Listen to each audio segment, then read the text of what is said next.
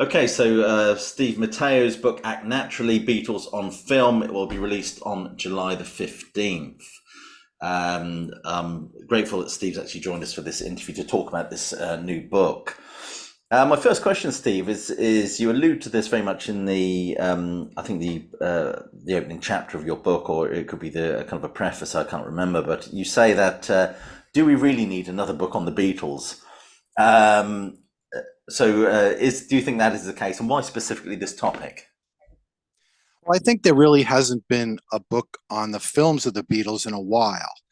There's been some really good books. I think, Roy Carr's book is really a great book. It's beautiful, oversized coffee table book. It's a soft cover. It's got wonderful pictures and memorabilia, but it came out quite a long time ago. And so there really hasn't been anything, as far as like a non-scholarly book, or as they say in the book publishing business, a sort of an adult trade book that has really traced the films, since we have all these Blu-ray and DVD reissues of the films, and the soundtracks have been reissued on CD and vinyl. And of course, we've had the Mammoth Get Back series from Peter Jackson. Sure. And I just thought the time was right to do it. It's something I started thinking about a while ago, and the the topic sort of came up in the spring of 19 when I met with an editor. And as soon as I told him the idea, he was really into it, and it was almost immediate that we started putting a deal together. So it's been almost exactly 4 years from concept to publication. Right. Do you have a copy of the book to hold up? Maybe we can have a look at it. Yes, I have it right here. Oh, Can you see excellent. it? How does that look? Yeah. Looks And fantastic. yeah, they did a great job on the cover, and it's got photographs. It's got black and white photographs in it. It's about 350 pages, which Right. is much shorter than the manuscript that I submitted, if you can believe that.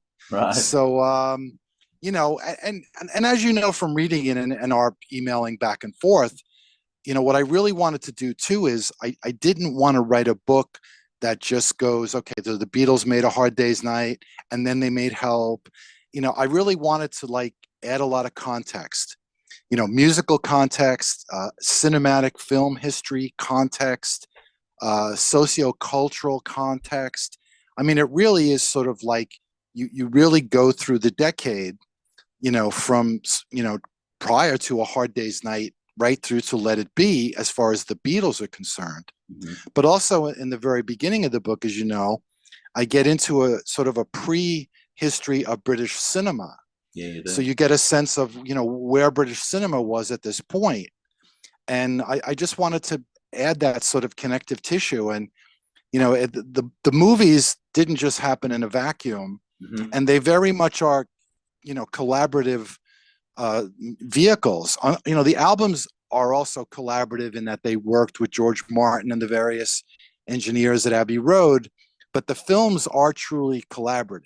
Where you're working with a director and cinematographers and camera people and audio people and other actors and actresses and writers. And so I really wanted to give those folks, their due too, because their contribution to the films is really significant. Yeah, absolutely. I mean, it brings me on to my next question. You talk about directors. I'm going to ask you, how important do you think Richard Lester is to the Beatles story? And do you think it's just the Beatles themselves that give Hard Day's Night artistic merit? I mean, I think in terms of A Hard Day's Night in particular, Help to a lesser degree, Lester is so significant.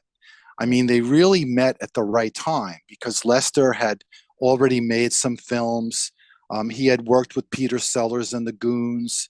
He had worked on television, both on shows and commercials. So he had this kind of fresh sense of how to capture things visually. Yeah. Television was a very sort of immediate, medium, where film, obviously, a film takes a long time. You Yeah. have to write a script, you have to hire a director, you have to cast it, you have to shoot it, you have to edit it. So, he was really into this idea of doing it quickly. It's very, as you know, very sort of, even though it's not a documentary, it's in very much that sort of cinema verite documentary style. It's in black and white.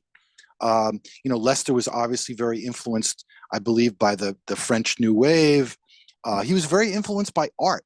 You know, he was a very smart guy. I mean, he was also a musician, and I think Yeah. that helped him be able to communicate and interact with the Beatles too, because he understood the sort of the rhythms of music in terms of film.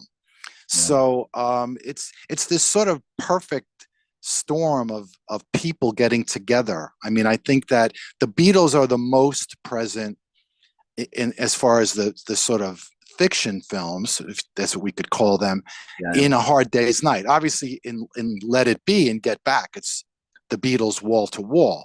You Yeah. know. Well, I was interested in your book. You spent some time talking about, I think it was the influence of Pressburger and Powell, and I just love those movies. Black Narcissus, that's one of theirs, isn't it? Yes. Matter of Life and Death is perhaps my favourite with David Niven. Oh, okay. They're incredibly, they're just beautiful films. Really, do you think these had an impact on Lester's aesthetic vision, if you like, you want to call it that? I don't know if it specifically influenced him directly on, say, A Hard Day's Night and Help. I mean, I think there's this sort of, it's in the ether. I think what happens is as you know, Hollywood American films are always sort of the kind of ground zero for movies for decades. Yeah, And then what happens is after World War II, film starts to become significant in France and Italy. It sort of becomes the sort of center of culture in the world. And what happens is finally it sort of catches up to England, where suddenly London and the movies of the British cinema become really significant. You have very significant, directors. You have all these amazing actors who come up in this period. Michael Caine and Sean Connery and Peter O'Toole and Julie Christie, and I could go on and on. The list is sort of endless. yeah, You know, but it really becomes significant. And, you have the kitchen sink films, and then you get the swing in London films, for lack of a better phrase. The center of culture really is London at this point. Music, movies, fashion, photography, everything is sort of exploding, where in the past it was always more or less America or, France or Rome, for example. So, and we're still here, we're here talking about it. We're still excited about the music of the Beatles, the British invasion, yeah. the British films of this period.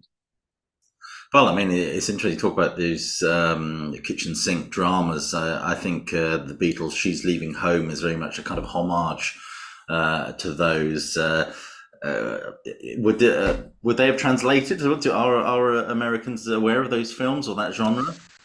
Yes, I mean there were some that were, critically acclaimed at the time that I think, maybe not necessarily American mainstream Mhm. moviegoers, but certainly the critics here. You had a very strong critical scene here in the 60s in the United States. People like Pauline Kael and Andrew Sarris and all of these folks who were really in tune with what was going on with world cinema. It wasn't just the Hollywood films.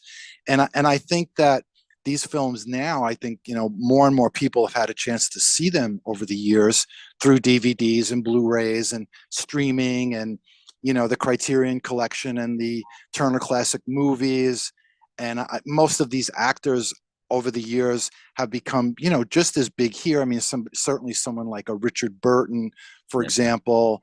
I mean, Actors. people like Alec Guinness. I mean, certainly Tom Courtney's had this incredible career. I mean, he's still around. He's still making movies, and he's Yeah. still a major international actor. And people here in this country that they know him too.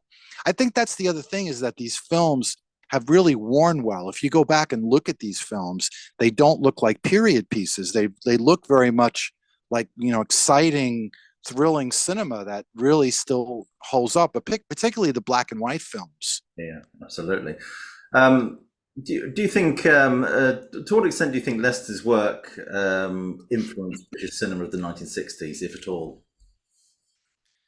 It's interesting. I think that, A Hard Day's Night itself influences so much. It influences music movies, it influences youth movies. It influences comedies. I mean, Lester is a great director of comedy. Yeah. And essentially you would say, well, A Hard Day's Night, it's a music movie, but many people view it as a great comedy. And I think this is one of the reasons why sometimes Lester doesn't get his due, is because sometimes, whether you're a director or an actor, I think if you're mostly in comedies, you often don't get the due that, say, a dramatic director or dramatic actor in particular receives. So, I mean, he made other movies in the 60s that became extremely influential films. I Yeah. believe it was Petula, if I'm not mistaken. I always get these movies mixed up. It's either Petula or The Knack and How to Get It. I always mix them up. But that's the movie that he did between A Hard Day's Night and Help, and that won the Palme d'Or. And Right. it was the first time a British film had won the Palme d'Or at Cannes since, I think, The Third Man, for Right. decades and decades and decades. And I'm sorry that I always get that mixed up. It's my age sometimes interferes with my research on these books and remembering everything I wrote. But so that's a very significant, you know, three films. It's funny. Lester really liked Help more than A Hard Day's Night. Really. He's always said that. I mean, he just really loved it. He loved the way it was photographed, in particular, the cinematography. And I just think he had a lot of fun with it. And I think it was more about him and the actors than it was about the Beatles, which for some people, like the Beatles, it was a negative, but I think for him, it was a positive. Um, do you think the Goons hover over the '60s like a big Cheshire cat in many respects? And to what extent do you think they influenced the Beatles? Well, I think what happens is I think that it's interesting because it's almost like they Certainly sort influenced of Monty Python. right. Their influence almost bookends Yeah. the period. I think you have in the beginning, obviously, look, Peter Sellers is, so significant to international film in general, Yeah. and then to British film in particular, especially in this period. I mean, he's just coming into his own, really. He hasn't even made yet his really iconic movies or films where he shows what a great actor he is. I guess Dr. Strangelove, I guess Lolita and Dr. Strangelove are sort of the two kind of breakthrough roles for him. So the Goons sort of influenced the Beatles and influenced very much that early kind of you know London satirical period. And then as we get to the end, then they sort of kind of influence and in some respects almost give birth to Monty Python's Flying Circus Yeah. and Yeah. everything that sort of comes out of that, whether it's the television show or the films. And then of course George Harrison gets involved with them. So it's really fascinating the way it sort of kind of bookends the decade. Yeah, yeah. I mean, as well as the Goons, there was another comedy troupe called Around the Horn. I don't know if you know of those guys. They were No, fantastic. Uh, no, I don't actually. Tell me about them. I don't actually. well, they include, I can't remember the actors involved, but certainly Kenneth Williams. He was one in the. Do you know the Carry On franchise? That was. Oh yes, that I know for sure. Well, Kenneth Williams was a part of that. I think it was a radio show, like the Goons. It was a radio show, but I remember my parents being very fond of that. I mean, you just Google it. I'm sure some of the scripts and performances are still on there. I'd love to ask you actually, did you think the Beatles really saved the world from boredom? Well, it didn't hurt. I mean, if you could imagine, I always think it's funny. Since the book came out, I thought about this. There are people that were born and died and never knew the Beatles ever existed. I mean, so that's, obviously we're of an age where the Beatles are so significant in our lives, musically, culturally. I mean, they broke up over 50 years ago. We're still here. We're still talking about them. I mean, there is just something about them. I mean, I put that quote there because I thought it was kind of a fun thing. And, I have to thank you for bringing it up because you are the first person to actually bring it up. I keep waiting for somebody to bring it up. You think of all these things you could put like quotes and things at the beginning of a book or the beginning of chapters. And I'm just writing the book. I'm just trying to, write this thing. And so somewhere along the way, I'd seen that quote and I thought, that would be a nice sort of way to kind of get things started. And George's kind of sense of humor. Yeah, yeah. And it's funny. George has always had issues with being in the Beatles. His sort of post Beatles life. So I thought that quote showed that he truly does have great affection, for his time in the group. And I mean, as he's done with certain songs, Yeah. When We Was Fab all those years ago. I mean, so I just thought it was a good way to kind of, it's a grand statement, obviously, So I mean, they certainly helped make the 60s. They were at the center of it. I really think, if you really think about it, they were sort of the avatars in the center of it. But as I tried to get into in the book, they influenced the 60s, but the 60s also influenced them, you Sure, know? sure. But it's interesting. Beatles, when they appeared on the Ed Sullivan Show in 1964. The way I see it, popular music seemed to be in a kind of crisis in the USA. You can correct me if you think I'm wrong at that time. I mean, let's face it, Little Richard had found God, Elvis had been drafted, Chuck Berry was in prison, and of course, Jerry Lee Lewis was absolutely disgraced at the time. And I think there seemed to be kind of a lull until you get this explosion of light. I think sort of 60. I think the Beach Boys perhaps before the Beatles as well. But there seemed to be a lull, I think, until you got that sort of British invasion. Do you think that's about right? Yes. And I mean, these things happen where you have these moments, where, you know, the music makes things change. I mean, what is the famous saying, when the music changed, the walls of the city shake or something?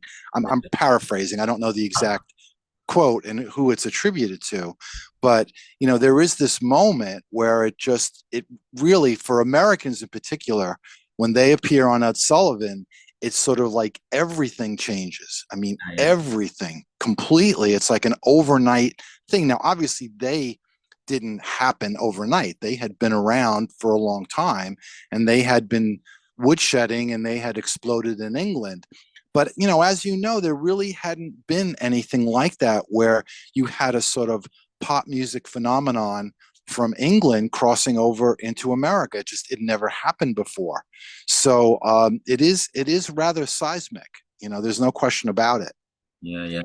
Do you think the Yellow Teddy Bears film? Do you think starring in this would have been detrimental for the Beatles? Yes, and I don't think there was ever any moment where it was with any kind of reality that it was ever going to happen. I mean, just the fact that they would have had to give up their songwriting royalties. I mean, Yeah, they were never going to do that. no, no. Could they have possibly been coerced into playing in a scene somewhere? I mean, it's certainly possible.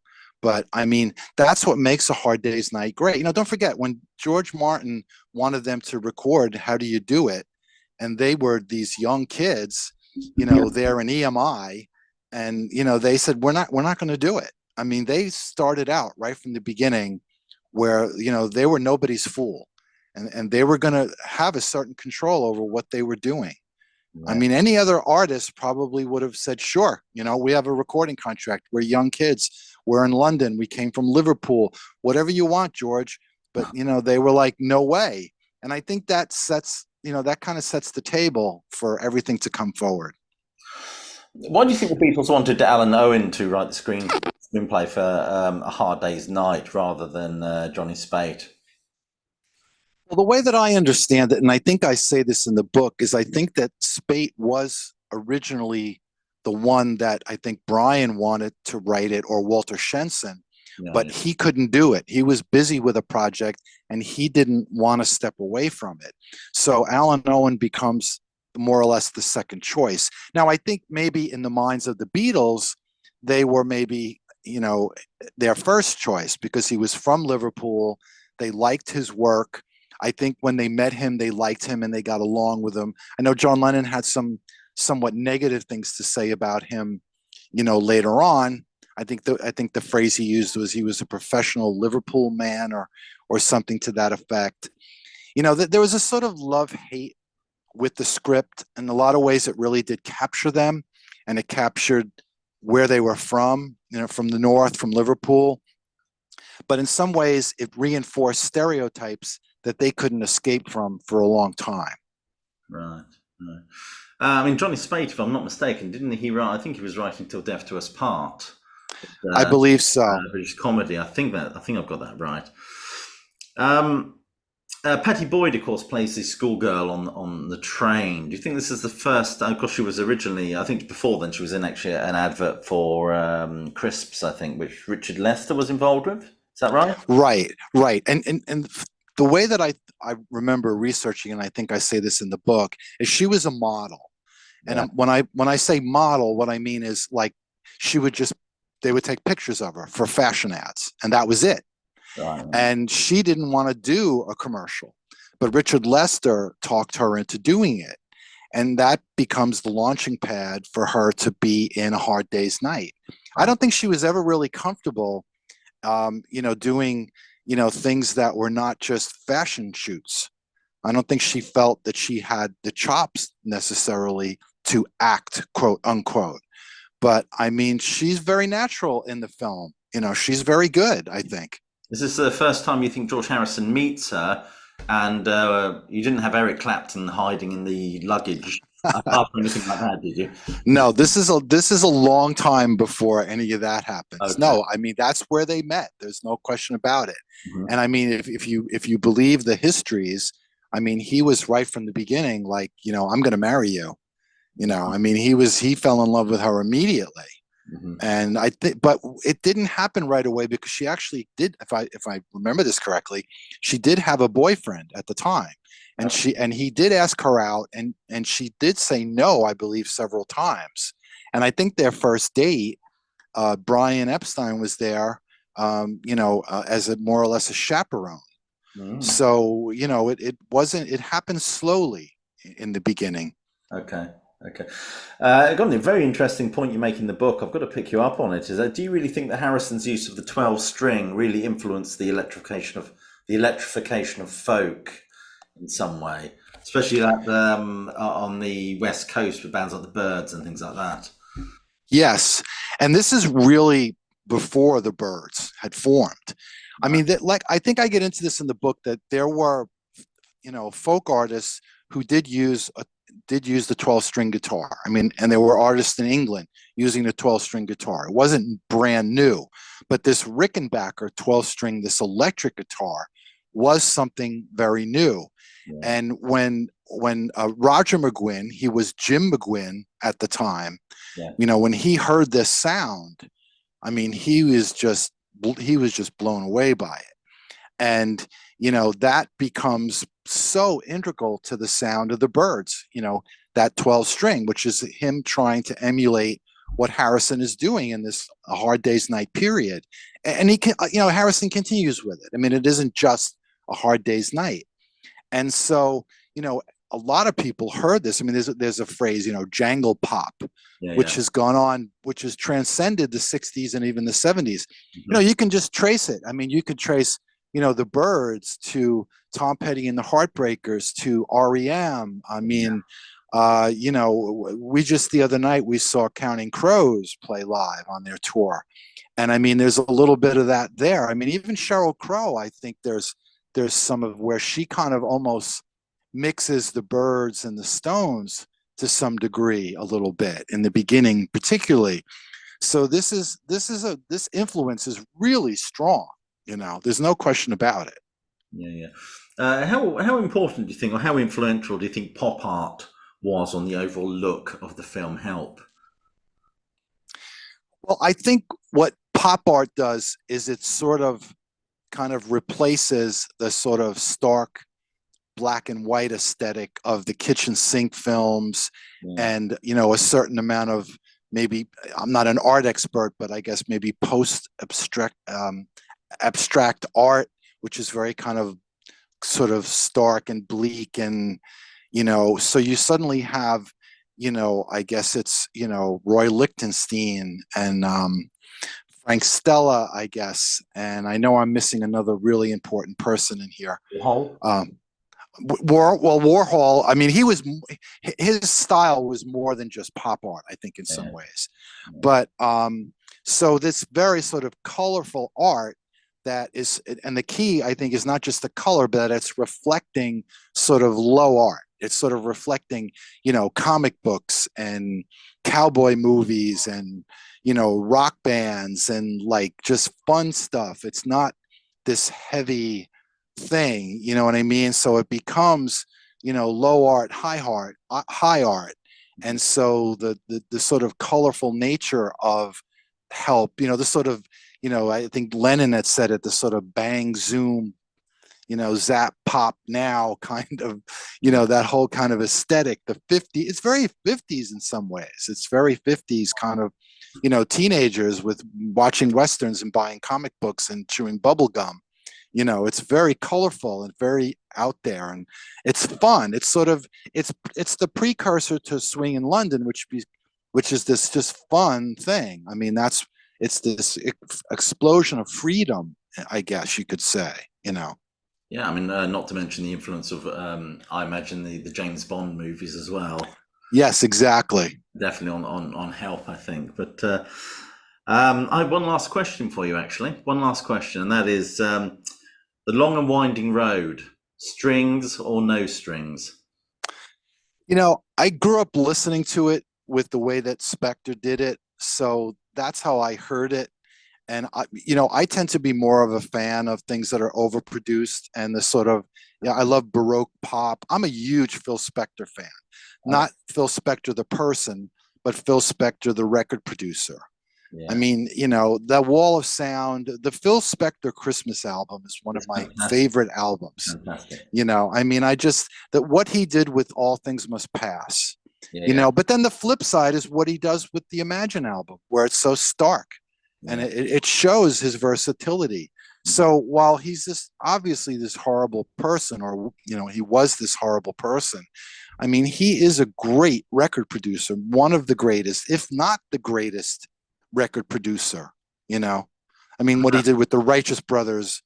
I mean, it's just those productions are just there's nothing like it. I mean, Brian Wilson is probably the person that comes the closest to being able to create music that is that sort of epic as far as the studio is concerned. Yeah, absolutely. I mean, you could have a whole conversation on producer as artist. I think. I mean, it's even said that the Beach Boys' Pet Sounds is supposed to. I read it somewhere that it's a homage to Phil Spector, but also Pet Sounds is the initials of Phil Spector as well. I don't know if I'm reaching there, but a huge, huge influence. Oh yeah, there's no question about it. Yeah. Anyway, so thank you so much for talking with me today about your wonderful book, Act Naturally: Beatles on Film. This will be coming out on July the 15th. I will put a purchasing link just below this video. I thoroughly recommend that you check this book out. Do you want to hold it up again so we can have another look at the book? Sure, this is it. That's All the 300, all 350 pages of it, that's the and is that a hardback edition? no, this is a paperback. It's a trade paperback. Okay. So it's fairly affordable. And I think you've covered on the show. I think you've covered my previous book, which is Let It Be, which is part of the 33 and a third series. Fine. And this is mostly focused on the album. Uh-huh. And this is still in print. This book is 19 years old. I can't believe this is 19 years ago that I actually wrote this book. It's amazing. Well, I did a video on the. It's an old review I did now, and a lot of those old reviews have kind of been redone or on the Let It Be album, and that book was incredibly informative Thank you. for the writing of that review. Anyway, Steve Matteo, Act Naturally: Beatles on Film, July 15th. It's released. Do go out and buy it. Steve, thank you so much for your taking the time to talk with me today. You've still got the whole Thank you, Barry. there, so I'll let you enjoy it. Thank you. All right. Bye bye. Cheers. Cheers. All the best. Bye bye.